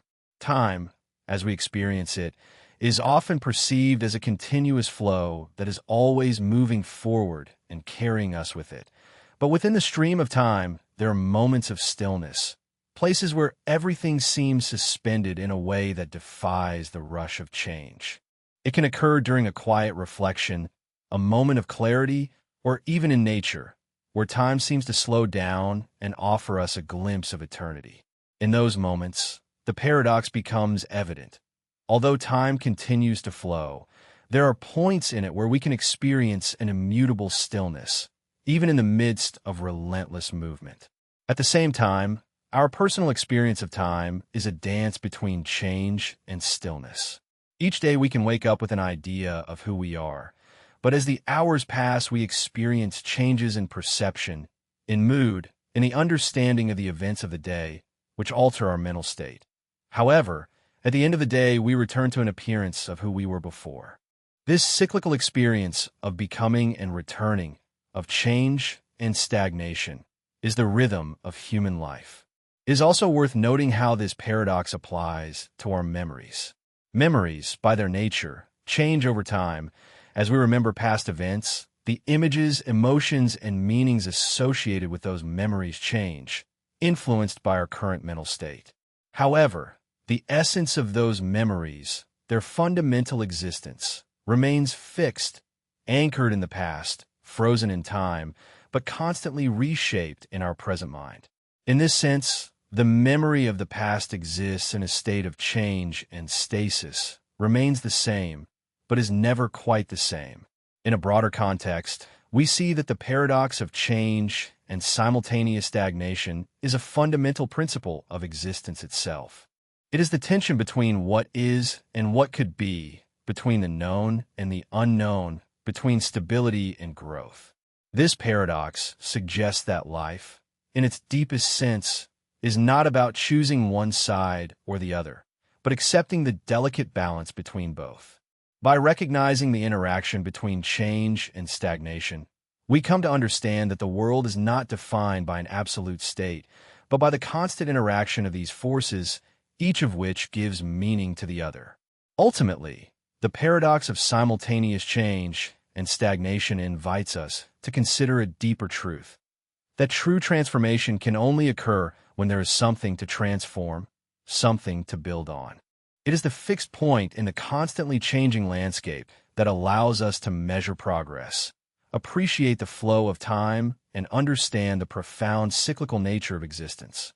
Have you ever had the feeling that the you that you think you are is not as unique as you thought, that deep down there are multiple selves competing for control of your decisions, actions, and sense of identity? This may seem like a contradiction. After all, we all live our lives with a fundamental sense of continuity, a clear sense of ourselves that guides us through the world. But if you look closer, you might start to see a complex network of beings, each with their own desires, fears, and purposes that push you in different directions. This is the paradox of the fractured self. The more we try to understand who we are, the more we realize that we may be composed of many different versions of ourselves. We are not, in fact, a cohesive entity, but rather a constellation of fragmented identities that change depending on the time, place, and circumstances. And here is the crux of the paradox. While we experience the world through the lens of this fractured self, we continue to believe in the idea that we are a unified person. Take a moment to reflect on your thoughts and experiences. Perhaps you notice that throughout the day, you inhabit different versions of yourself. At one moment, you can be a professional at work, following a set of rules and expectations that reflect a certain person. In another, you could be a friend who shares stories and laughter, behaving in a way that feels distinct from your work identity. Then, at home, you can return to another version of yourself, perhaps the quieter and more introspective self, the one that seeks solitude or connection on a deeper level. You are not a static being, but a dynamic and changing constellation of roles and behaviors that come together to form your identity. However, despite these variations, we cling to the idea of a cohesive self. We tell ourselves stories about who we are, we create narratives around our actions and desires, and build a sense of continuity that allows us to function in society. But the truth is that this sense of continuity is often a product of self-deception.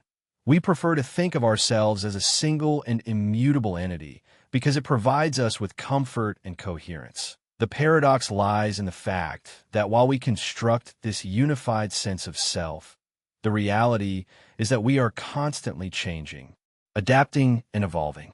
Think of the many ways you identify yourself, your roles as child, brother, student, partner, etc.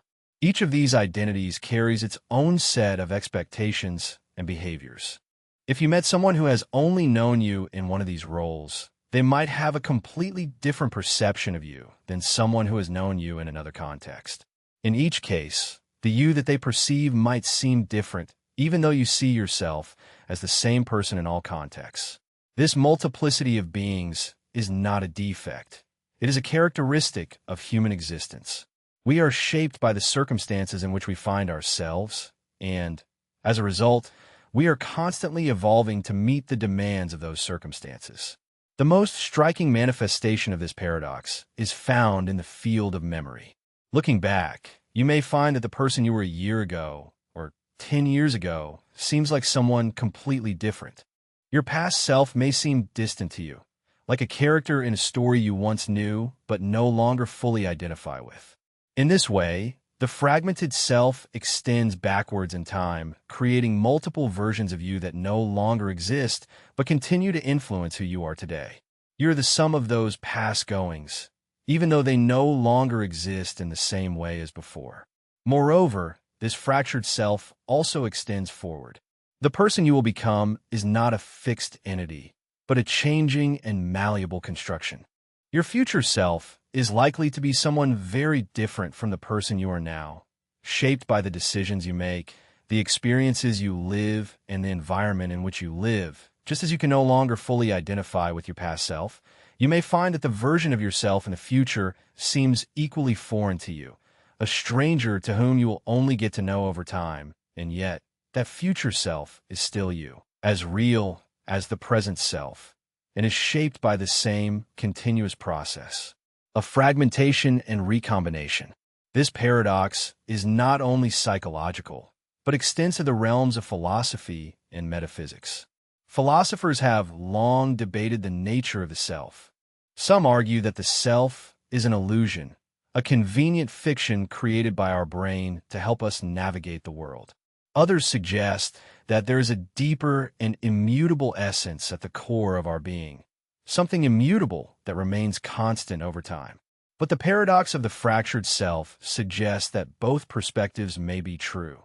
The self we experience is, in fact, a continuous process of change and reconstruction, a fluid entity that is never truly fixed, and yet, despite this fluidity, we persist in the illusion that we are a single and stable being. Another dimension of this paradox becomes apparent when we examine the role of language in shaping the self. We use words to describe ourselves, to communicate our experiences, and to affirm our identities. But words themselves are limited and imperfect tools to capture the full complexity of who we are.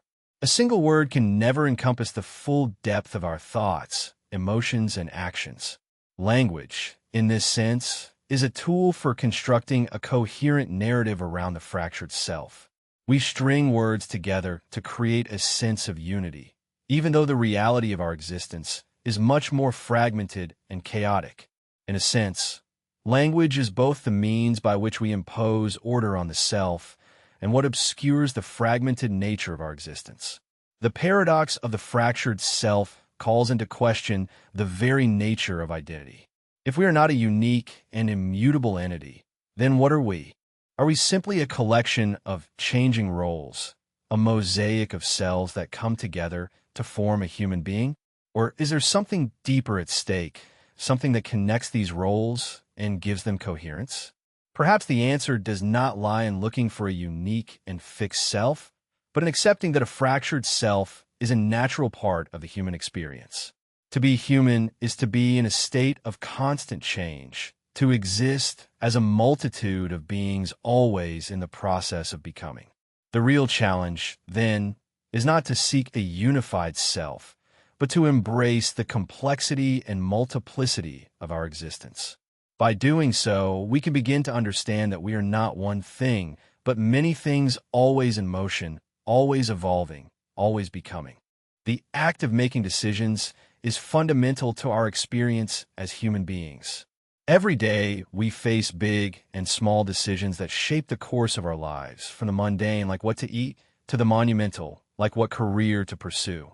The ability to choose is what differentiates us from other beings. But what if, paradoxically, the very act of choosing was an illusion? What if, in fact, we were trapped in an eternal loop of choices from which we cannot escape, no matter how hard we try? At first glance, the idea that choice is an illusion may seem absurd. We make decisions all the time, don't we? We choose what to wear, where to go, who to interact with, and how to spend our time. Each action seems to derive from a decision we make consciously, but here is the paradox. The more we examine the nature of choice, the more we realize that the choices we make may not be as free as we believe. Consider this. Every decision we make is influenced by a vast network of factors. Our past experiences, our education, our biological instincts, the expectations that society places on us, our personal desires, and much more. Therefore, each choice is not made in a vacuum, but is shaped by an infinite network of influences of which we may not even be aware. In other words, our choices are predetermined by an intricate web of prior conditions, and yet within this web, we continue to experience the sensation of freedom, as if we were the ones in control. This is the paradox of free will. While we believe that we are free to choose, the truth is that we are trapped in a cycle of conditioned responses that make our choices seem inevitable. Even when we believe we are making a totally original decision, we're simply reacting to the complex interaction of factors that have preceded it. The more we think about the choices we make, the more we realize that the idea of free will may be an illusion, a comforting story we tell ourselves to maintain our sense of agency. Now let's delve into the aspect of the eternal loop in this paradox. Imagine that every decision you make is not really the end of a process, but rather the beginning of another. For example, when you choose what to have for dinner, that choice leads to another decision, whether to eat at home or go out, what ingredients to buy, etc. One choice leads to the next, and before you know it, you are trapped in an endless cycle of decisions. And although each individual decision may seem important, it is only part of a larger, endless process that never really stops. You may begin to wonder if you ever make a final decision, if each choice leads to another. Does that mean we are trapped in an infinite loop in which each decision is simply the precursor to another set of choices? Are we locked forever in a cycle without ever being able to reach a point of resolution? The more we think about it, the more it seems that we are on an endless treadmill of decision-making without a real way out. What is even more disturbing is that this loop is not just about the choices we make, but about the ones we don't. Often, not making a decision is in itself a decision to remain passive or indecisive. In this way, inaction becomes another choice that further perpetuates the cycle. Every time we avoid a decision, we continue to participate in the same loop, moving in a direction, even if it is not the one we consciously choose. Now let's consider the broader implications of this paradox. If every choice leads to another, and every decision we make is influenced by prior conditions, then is there really such a thing as an original decision? Are we simply following the movement, reacting to external circumstances without ever having the freedom to choose something truly new? From this point of view, our choices are not an expression of free will, but a chain of events that were set in motion long before we realized it. What may be even more disturbing is that this paradox can extend not only to the decisions we make in our personal lives, but to the broader trajectory of our existence. Think about it. What if the decisions you have made in the past, although seemingly individual and independent, were all part of a larger pattern, a path you were always destined to follow? What if, despite the feeling of freedom, your whole life has been predetermined by a series of events and decisions that have led you to where you are now? The decisions you make today may seem to be under your control, but are they really any freer than the ones you made in the past? In this sense, the paradox of choice becomes a reflection of the broader philosophical question of determinism. If all our choices are the result of prior causes, are we really free, or are we simply acting according to a script written by forces beyond our control? This question has been posed by philosophers for centuries, but remains unanswered. The paradox of the eternal loop of choice invites us to consider the possibility that, despite our perception of freedom, we are trapped in a cycle from which we may never escape. But perhaps the most disturbing aspect of this paradox is realizing that, even if our choices are influenced by external factors, and even if we are trapped in an eternal loop, we continue to believe in the illusion of freedom.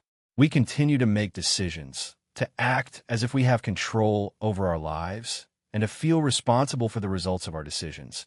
And yet, the more we examine the nature of choice, the more we realize that the loop in which we are trapped is not created by us, but a cycle that goes back far beyond us. The paradox of the eternal loop of choice forces us to confront the tension between our perception of free will and the reality of determinism.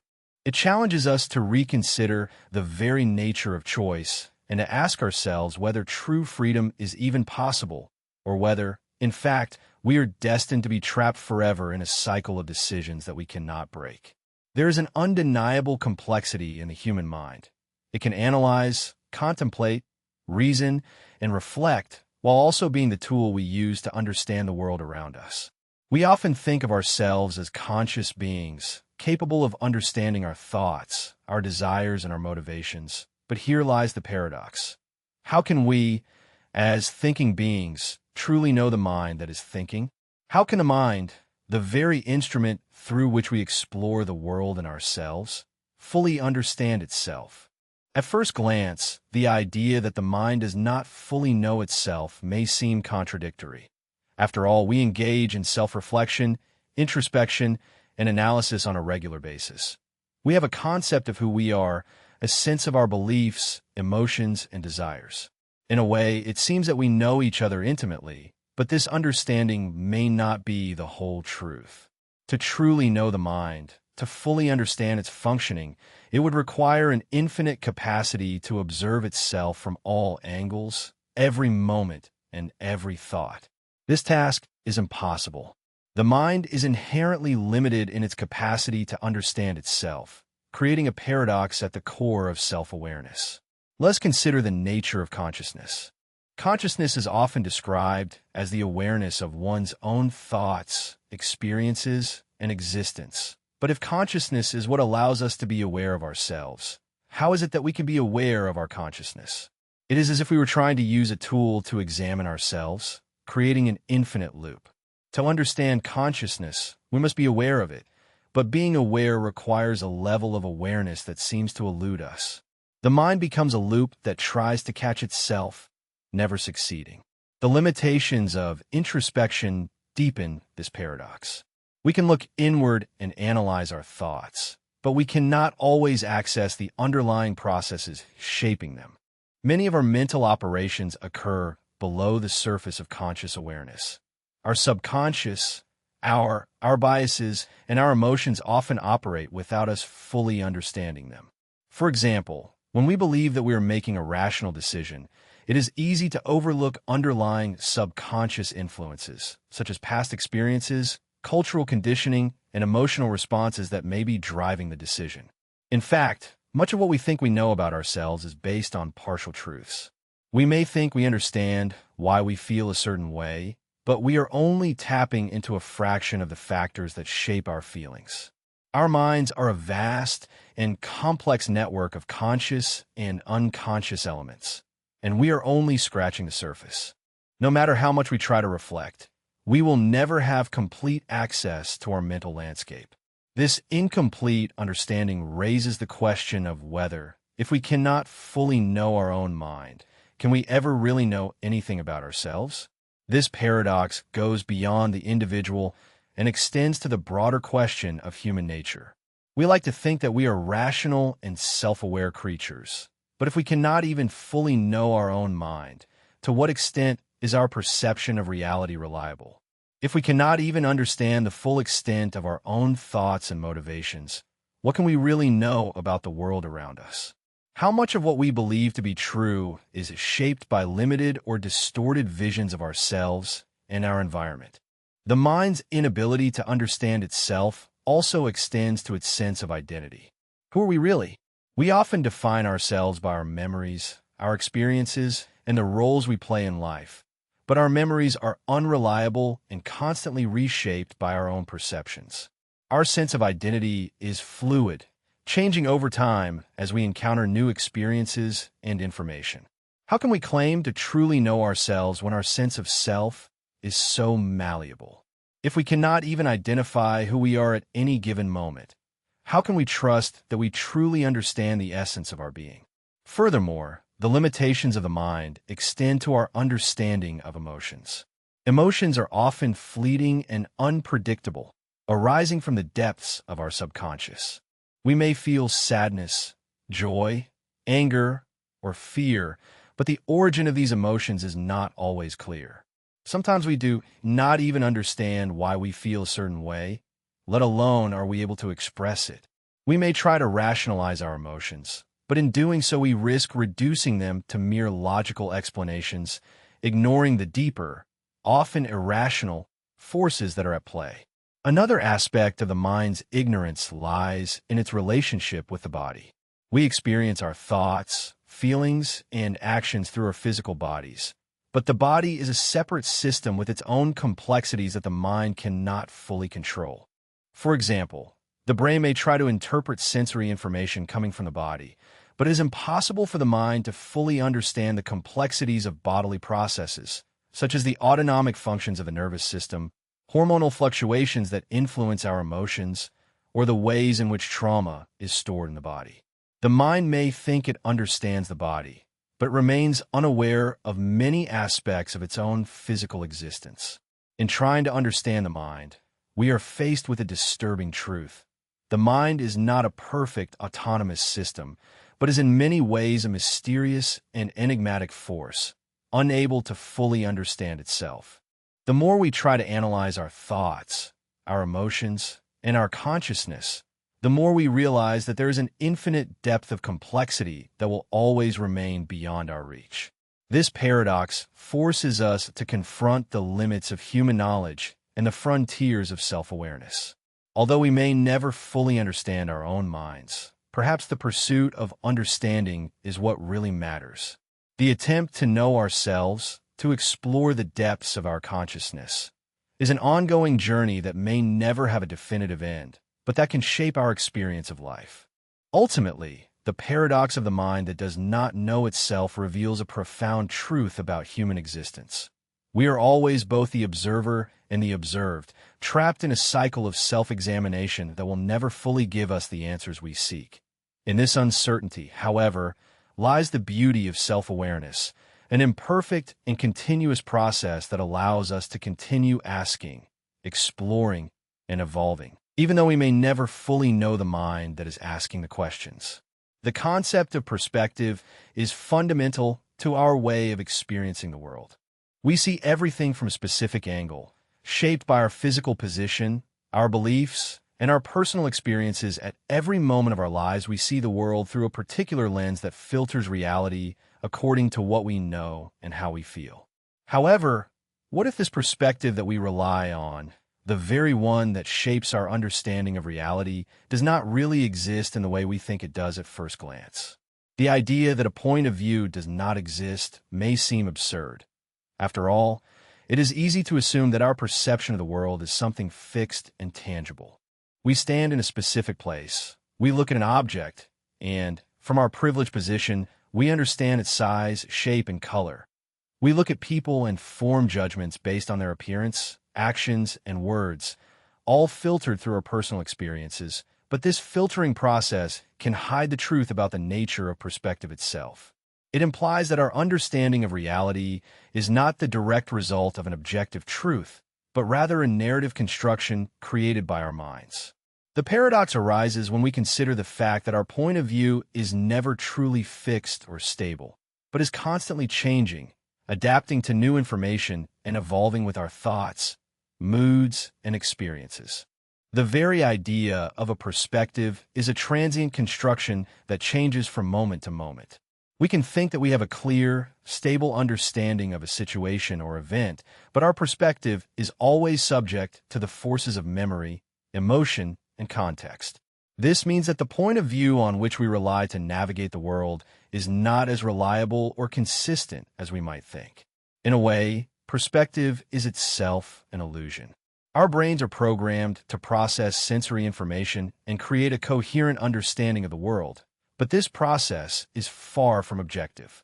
Our minds interpret data, fill gaps, and make judgments based on biased or incomplete information. This subjective processing leads us to believe that our point of view is based on reality, when in reality, it is shaped by a complex network of internal factors that are largely beyond our control.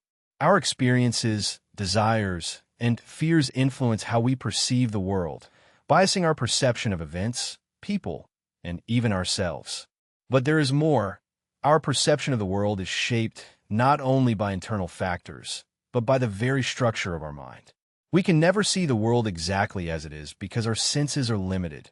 Our eyes can only detect a fraction of the electromagnetic spectrum, and our ears are tuned to a narrow range of sound frequencies. Even the way our brain processes the information we receive is inherently biased. We see the world in a way that makes sense to us based on our limited sensory information and cognitive abilities, but this is not necessarily an accurate representation of reality. In addition, the concept of a fixed point of view suggests that there is a singular objective reality that exists independently of our perception.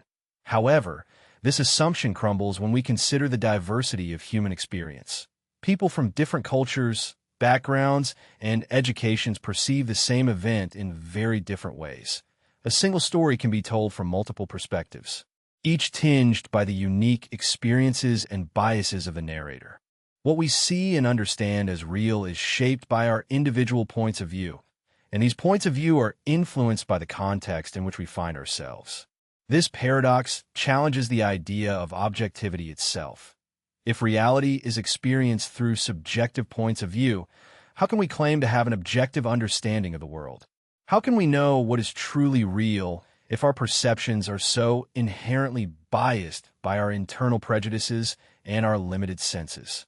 In this sense, perspective becomes a veil that distorts the world we think we understand and turns it into something more fluid and elusive. If we recognize that our point of view is constantly changing, we begin to face the disturbing idea that it may not exist in the way we believe.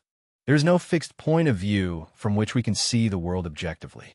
Our perception is constantly changing, influenced by external factors, such as our environment, and internal factors, such as our emotions and memories. We can never truly escape the limits of our subjective experience, no matter how much we try to rationalize or analyze it. Perhaps the most profound aspect of this paradox is that it challenges our sense of self. We often think of our identity as a fixed entity shaped by our memories, actions, and thoughts. We see ourselves from a certain point of view, and this perspective forms the basis of our understanding of who we are. But what happens when we realize that this image of ourselves is as fluid and changing as any other perspective? If our point of view is not fixed, then perhaps our sense of self is not either. The self that we believe to be constant and stable may actually be a transient and constantly changing construction, shaped by the same processes that shape our vision of the world. This leads us to a disturbing conclusion. If our point of view does not really exist in a fixed or stable sense, what does it mean to know something if we cannot trust our own perception of the world? Can we really know anything?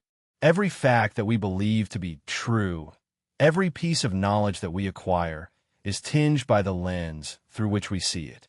There is no objective point of view from which we can access the truth, only a multitude of changing perspectives, each of which offers a different version of reality. Ultimately, the paradox of the point of view that does not exist invites us to reconsider the nature of knowledge, perception, and reality itself. It forces us to face the limitations of our minds and the fluidity of our experience. In the absence of a fixed point of view, we are navigating a world that is constantly changing, constantly transforming, and constantly eludes us. And yet it is precisely this uncertainty that makes the search for understanding so profoundly human. We may never fully know the world or ourselves, but it is the attempt to see, to understand, and to make sense of our ever-changing perspective that defines our existence. There are truths that exist beyond the reach of language. They are truths that seem almost tangible, as if you could reach out and grab them. But the moment you try to express them, they escape, as elusive as smoke. They live in the space between thoughts, in the silence that underlies all communication, where words fail to capture the depth of understanding we experience. These truths can be deeply personal or universally profound, but they all share a singular and paradoxical quality. They're only fully known in the absence of words. We often think of language as a tool for communicating truth. It is through words that we transmit ideas, express emotions, and share knowledge with others. And yet there are times in life when language seems insufficient, even inadequate. Think of the feeling you have when you're overwhelmed by the beauty of nature or when you're struck by an idea that changes the way you see the world. In those moments, you may find yourself speechless. The truth of the experience is so profound, so immediate, that it seems to transcend the limits of language. The only way to fully understand it is to experience it firsthand, and even then the words we use to describe it always seem inadequate. This creates a strange paradox. The deeper the truth, the harder it is to express. The deeper the revelation, the more elusive the words become. It is as if the truth itself resists being defined by language, escaping as soon as we try to capture it within the confines of vocabulary and syntax. Some truths are simply too complex, too vast, or too subtle to be fully encapsulated in human language. We can know them, we can feel them, but we cannot express them in a way that does them justice. This paradox becomes even more pronounced when we try to share these ineffable truths with others. We have all had moments when we have struggled to explain something, a deep emotion, a wonderful experience, or a sudden understanding. And no matter how hard we try, the words do not come out right. We end up clinging to the edges of the truth, trying to articulate something that seems to be beyond our reach. And although others try to understand, they're also limited by the restrictions of language. The truth remains in the space between us, unexpressed and often misinterpreted. It is not just that language is imperfect, it is that the truths we're trying to express are beyond the scope of words. These truths are not limited by the structures of language. They are rooted in a deeper level of experience, one that cannot be fully conveyed through verbal or written communication. It is the difference between knowing something intellectually and knowing it viscerally, in the bones, in the entrails. Sometimes, words cannot bear the weight of the experience itself. This paradox also challenges the way we think about communication. We often take for granted that language is the primary means by which we understand each other. But what happens when we recognize that some of the most important truths cannot be expressed at all? This does not mean that communication is useless, but it suggests that there is an entire dimension of human experience that lies beyond the reach of language. This dimension exists in the unspoken, in the pauses between words, in the gestures and gazes that convey more than any phrase could. Think about how many times we understand each other without saying anything at all. A shared look, an accomplice silence, a simple touch. These forms of communication can often convey more meaning than 1,000 words. This raises the question, if there are truths that cannot be expressed in words, how do we come to know them? How do we communicate them to others? The answer may lie in the very process of trying to express the unexpressible. In our attempts to articulate it, we can discover a deeper connection with the truth itself, a truth that can never be fully captured in language, but that can still be deeply felt. At the heart of this paradox is the idea that truth is not something that can be packaged and presented through language. Truth is not a statement to be proven, but an experience to be lived. It is the silent understanding that passes between two people who have shared a moment of deep connection. It is the understanding that no matter how many words we use, these fully encompass the complexity of the world in which we live. There is always something left unsaid, something beyond our understanding, and that is what makes the search for truth so infinitely fascinating. The more we seek to understand, the more we are confronted with the limits of our understanding. In a way, this paradox points to a profound truth about the nature of human existence itself. We are all, in a sense, limited by the limitations of our own minds and our own perceptions. The world we experience is always mediated by our senses, our thoughts, and our language, and there will always be aspects of reality that escape our understanding.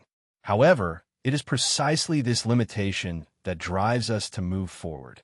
It is the search for understanding, the attempt to express the unexpressible, that drives us to grow and evolve as individuals and as a species. Ultimately, the paradox of truth that cannot be expressed challenges us to accept the mystery of life. It asks us to let go of the need to define everything, to accept that there are things that cannot be expressed in words and that are still valid. It asks us to recognize that some of the deepest truths are not found in the answers we give, but in the questions we ask, in the silences we share, and in the experiences we live as we navigate the complexities of life. We must learn to live with the tension of this paradox, understanding that some truths are too deep to be expressed and yet too powerful to be ignored. The beauty of these indescribable truths is that they connect us with something greater than ourselves, something beyond language, beyond explanation. In this way, the truth that cannot be expressed is not something to be feared, but something to be accepted as a reminder of the immensity of the world and the depth of our own experience. As we conclude this exploration of paradoxes, we find ourselves once again before the abyss of understanding. These paradoxes, as strange and disconcerting as they may be, are not intended to give answers, but to invite us to a deeper reflection. They challenge our way of thinking, of perceiving, and of relating to the world around us. They remind us that the deepest truths often do not exist in certainty, but in ambiguity. They invite us to embrace the mystery, to live in the tension between what we know and what we cannot know.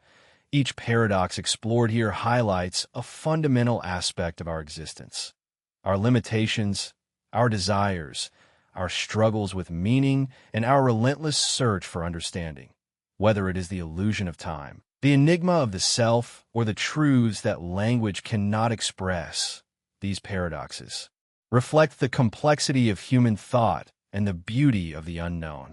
In the end, it is precisely this uncertainty that makes life so intriguing and so rich in possibilities. As you reflect on the paradoxes we have explored, remember that they are not puzzles to be solved, but doors to be opened. Each offers a glimpse of a deeper dimension of existence, encouraging us to continue questioning, to continue searching, and to never settle for simple answers. The mysteries of the universe are vast, and it is up to us to explore them, not with the expectation of dominating them, but with the humility of those who understand that the journey itself is more valuable than any destination. By embracing paradox, we come closer to understanding the paradox of our own existence, an existence that cannot be defined, explained, or fully captured, but that continues to unfold in all its complexity and wonder. And as you carry these thoughts with you, let them serve as a reminder. Sometimes, the most powerful truths are those that remain beyond our reach, urging us to reach further, to question more deeply, and to live fully in the mystery of it all. Thank you for joining this journey through the mind-blowing paradoxes that challenge our perceptions. Remember that the world is full of mysteries waiting to be explored. Keep questioning, keep searching, and maybe one day you will discover more of the elusive truths that lie beyond the reach of our understanding. If you have enjoyed this exploration, don't forget to like, subscribe, and share it with other people who feel the same curiosity about the wonders of the universe. This